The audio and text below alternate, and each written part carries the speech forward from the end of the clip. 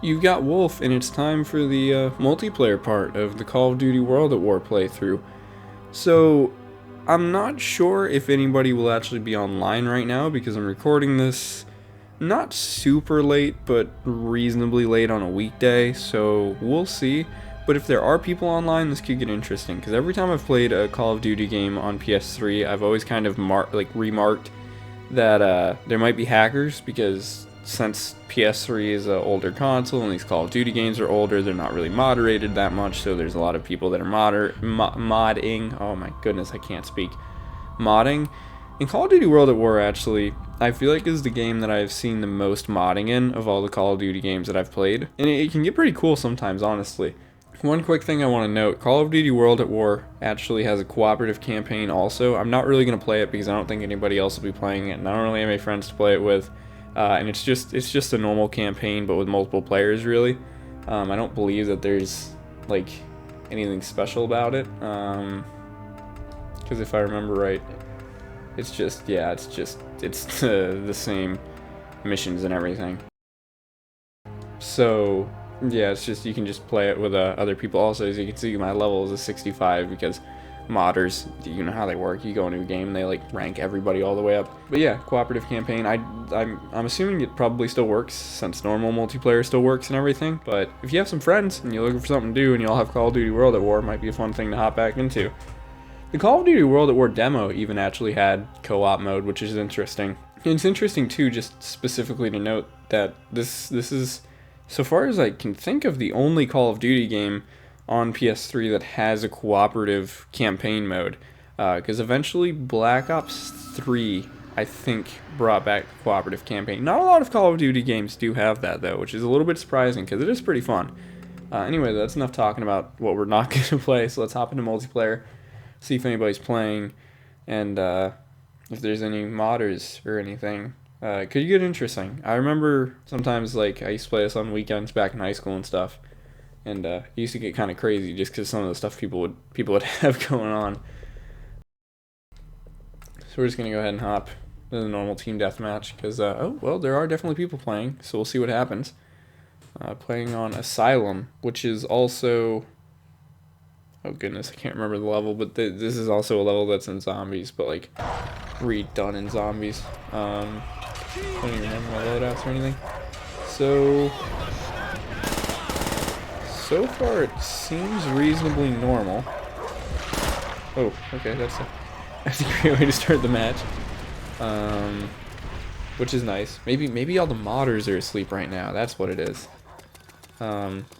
Also, sorry if this game looks abnormally bright. I think it might just be my TV since I'm playing it on a 4K TV and everything, and it's like, you know, it's got HDR and all that stuff. Sometimes you know, brights look brighter, darks look darker and everything. But I think it's showing up fine in the Elgato. But I think that the my TV could use a little bit of adjusting.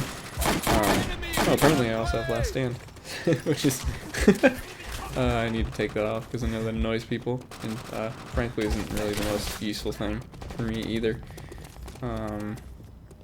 But yeah, Call of Duty World at War was a Call of Duty that I never really played when it came out.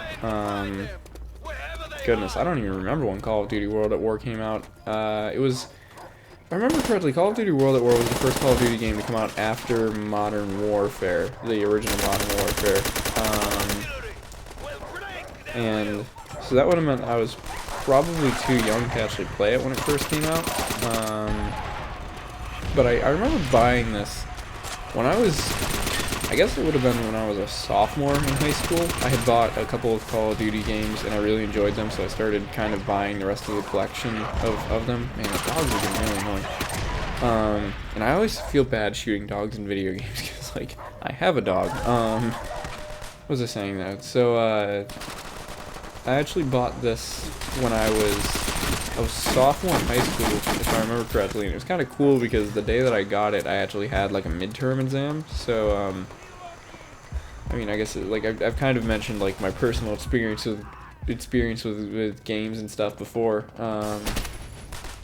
but this one was a pretty cool one because I had ordered this online from GameStop, And it might have been actually the first game I had ever like bought online on my own, and so I had it delivered to my house and everything. And I remember it was like, it's gonna get delivered on this day that you have a midterm, and so sure enough, I had to get up early this one day to go take this midterm exam, and it was like during a testing week, because the state I was living in had, you know, state exams, and we used to get like the week was just tests. So if you didn't have tests on those days, you didn't have to go to school those days.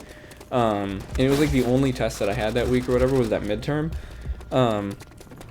And so I remember I went and I had to wake up all early to go take this midterm and everything. I went and took the midterm, and right when I got home, the game was delivered, so I ended up playing it for a while. I played it for like the rest of the day pretty much. And Black Ops 2 had already been out at that point too, so I played some Black Ops 2 with some friends later in the day.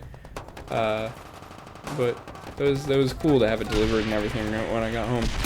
The only thing that sucks is the copy that I have of this game. I actually it doesn't have the original cover art because it's I bought it used from GameStop, so it's got one of those kind of generic GameStop covers that is just like, this is Call of Duty World at War.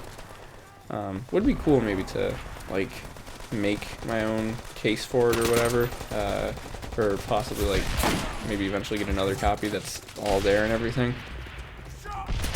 Actually, this last hit is legitimately getting kind of annoying. I really gotta fix that next round.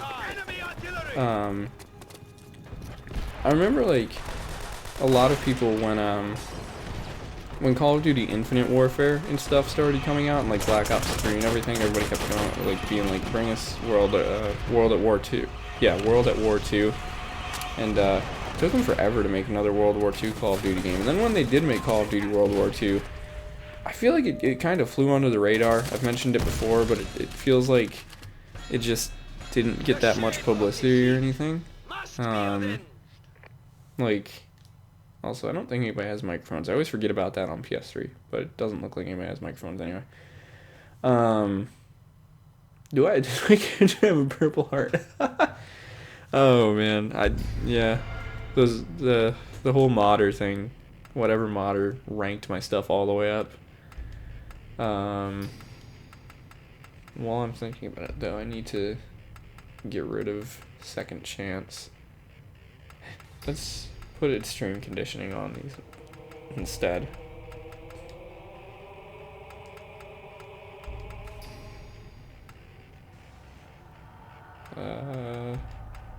There we go. Oh yeah, vehicle perks.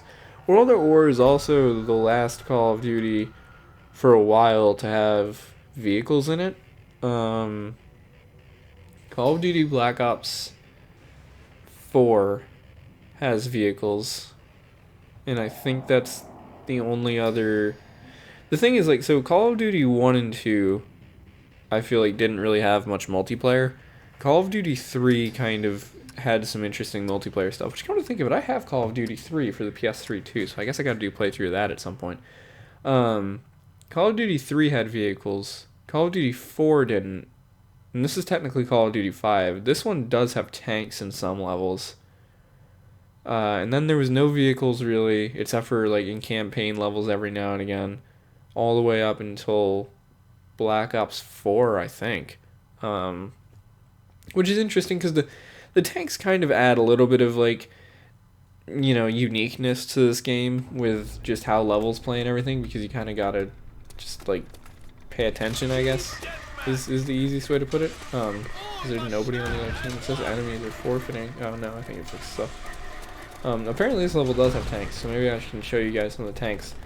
The thing is also though, it's like, I feel like, I don't know, it's kind of hard to balance it sometimes with vehicles in video games. I feel like World at War does a pretty good job of it, because I've never found the tanks to be particularly annoying. But yeah. We have lost the lead. Actually, speaking of tanks, I believe there's a tank right here, so if I can show you guys. So yeah, it controls pretty much. There's that one campaign mission where you control a tank. It's pretty much the same thing, control-wise. It's cool. Like I said, it adds a little bit of uniqueness to it. It'd be cool if somebody else would hop on the machine gun slot there. Unfortunately, there's not like a machine gun. Like you can only fire the main gun when you're the driver, which is why it would be very, very useful to have somebody hopping in the machine gun spot right now. Oh, well, that didn't last long. The main gun is primarily useful against other tanks, not really players, because they're so small.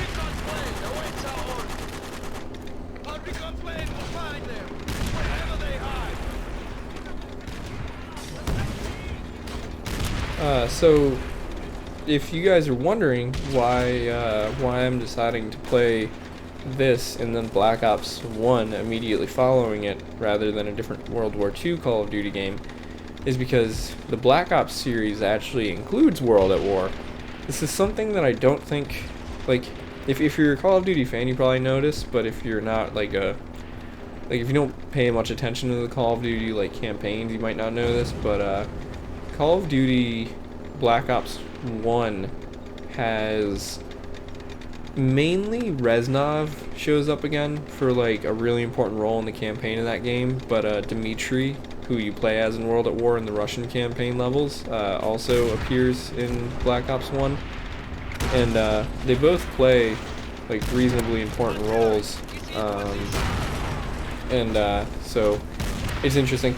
The campaign, the actual story of both games doesn't necessarily follow each other directly, especially because Black Ops has a little bit more conspiracy kind of stuff to it, whereas World at War is arguably pretty straightforward. Wow, I hopped out of that tank right at the perfect time.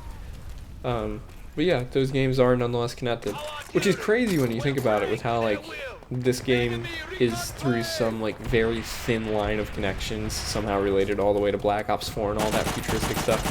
Frankly, I really hope, and depending on when this playthrough actually comes out, it might be announced by now or not, but I really hope that the next time Treyarch makes a Call of Duty game, they finally step away from the Black Ops series, because at this point it feels to me like they're just kind of slapping Black Ops on any Call of Duty game that they make, because Black Ops 3 has literally nothing to do with Black Ops 1 or 2. If you look at the whole thing about how those campaigns are connected, there's people that have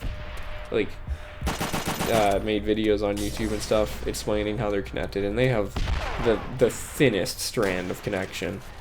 Supposedly Black Ops 4 connects Black Ops 2 and 3, but it's Menendez from Black Ops 2 is mentioned one time. There's just nothing. So yeah, we're about 12 minutes in, so probably one more match after this match, then record the zombies mode. Yeah, I think it's also cool. World at War has this kind of cool thing going on where a lot of the levels tie in with each other. So multiplayer levels and zombie levels and campaign levels oftentimes take place in the same locations. And it's just kind of interesting to note that, because I don't know, I just feel like it adds a little bit of a coherency to the game overall, where some of the other Call of Duty games don't necessarily connect them as much. But I think it's cool how these all kind of directly connect. Also, here's a fun fact. Call of Duty World at War on PC actually comes with all of the DLC, I believe. So if you guys, I'm playing this on PS3 just because, frankly, I don't even really know. It's just easier for me to record it that way, I suppose. Oh, artillery strikes. I have an artillery strike. I think I can call it. Oh, and I can also unleash the dogs, apparently. Oh, I must have missed the artillery strike. I had an artillery strike I could have called and I forgot to call it in. I completely forgot what I was going on about. Yeah. I can't remember for sure, but no, I don't think this game does it. I remember there was a game that came out not super long ago that was a World War II game, where I guess that they made it so that way your team was always the Allies, you were always playing as the Allies, but I believe that this game you do end up playing as the Wehrmacht at times, which is, I don't know, I feel like even though this game isn't that old, it's a couple years old. I don't know how well that would fly today.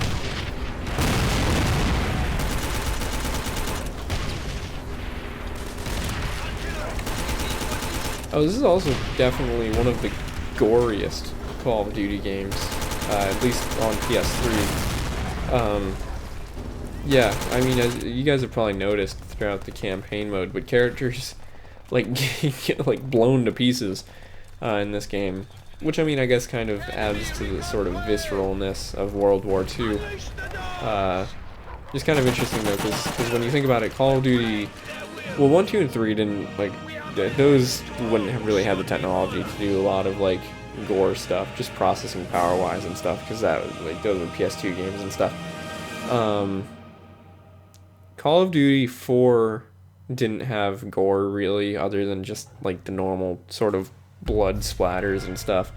Black Ops has some gore. Well, in particular, not that like so far as I can remember, the Modern Warfare series of Call of Duty games doesn't tend to be super gory. World at War though is a pretty gory game. There's like very often characters get limbs blown off and stuff. Which is, I don't know, like I said, it's interesting because it like adds to that sort of visceralness often associated with World War II, but I don't know, makes it, I guess, yeah, I remember when I was younger, it kind of freaked me out because I played the demo the one time. I was like, oh, yeah, his arm gone. 199 players online. Oh, here's an idea. I've thought about this before. I think it'd be really interesting. So I like older games that still have active multiplayer, like Call of Duty World at War. And over the spring break while I'm recording this, I've also played a bunch of Driver San Francisco. And I actually managed to play multiplayer on some people there before. And just over time, I've kind of thought like it'd be really cool eventually if I got something together. I don't really know where I would do it, like Reddit or something possibly, but put together something that was like, I don't know, like a group for people to play older games together, kind of, like maybe like set up calendars sort of where certain days of the month like we would play different games or whatever. I know the channel's following isn't super huge, but people whenever I post these videos of older games multiplayer modes, they seem to get pretty interested in it. So I don't know, if you guys are interested in that, leave me a comment, because I've thought before it would be really cool, like, I don't know, to do something like that, or maybe just as a channel, like we could all pick out a game, like once a month, and like I could do like a live stream, we could all play it together, and since like not very many people would be playing, it'd pretty much be sort of like us having the game to ourselves. Just some of the things I've thought of before for that would be like Driver San Francisco, or Bioshock 2, Max Payne 3 has a surprisingly active multiplayer community, but it's not super active, so Max Payne 3 is a really cool one. There's a lot of racing games that are a little bit older that not very many people seem to play multiplayer on. Pretty much all PS3 era Call of Duty games. Stuff like that. Maybe I might make a separate video about that since that idea is going to be sort of buried within the depths of this one, and not everybody will probably see that, but just an interesting idea I had. Oh, Gotham City Imposters could be a cool one too. Gotham City Imposters you can't play it on PS3 or Xbox 360 or anything anymore, but you can still play it on PC. So that could be a cool one too. If you guys don't know what Gotham City Imposters is, it's like a rip-off of Call of Duty, but with like Batman themed. It's a really unique game, honestly. It kind of sucks that it didn't shut down, but shut down everywhere besides PC, because that was a really cool game. I feel like I'm not doing that well this round.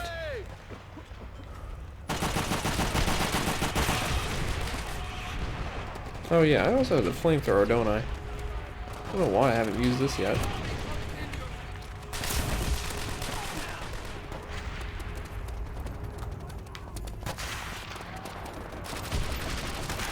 Flamethrower is kind of a unique weapon. A little bit surprised that I haven't seen it like reappear in other Call of Duty games. It kind of appears. I just finished doing the Black Ops 1 playthrough actually, as of recording this. It has a little bit of an appearance in Black Ops 1 because there's a flamethrower gun attachment, but the flamethrower itself, as far as I know, pretty much only appears in World at War. I feel like it's a little bit surprising because it's a very unique weapon. In particular, though, I'm really surprised that they made it a, like, not a primary weapon in multiplayer mode. That it's more of a, I don't even know what you, like the special weapon or whatever. I think that's kind of interesting because I don't know. I feel like kind of like you get to carry like a rifle and a pistol and a flamethrower. That's kind of like OP a little bit, especially because the flamethrower has unlimited ammo. It just overheats.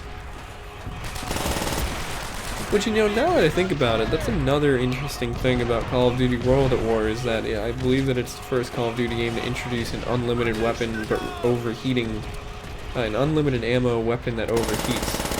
And I think that didn't occur again until Advanced Warfare with that one laser gun that has unlimited ammo but overheats. When you think about it, Call of Duty World at War actually is kind of shockingly similar to some of the futuristic Call of Duty games.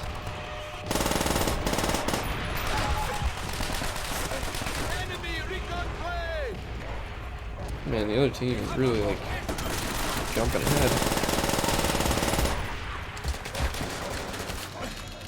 Oh well, there's that. So yeah, that is that's Call of Duty World at War multiplayer. Hope you guys enjoyed the gameplay, and I'm gonna go record the zombies mode now. So I'll see you guys in future videos.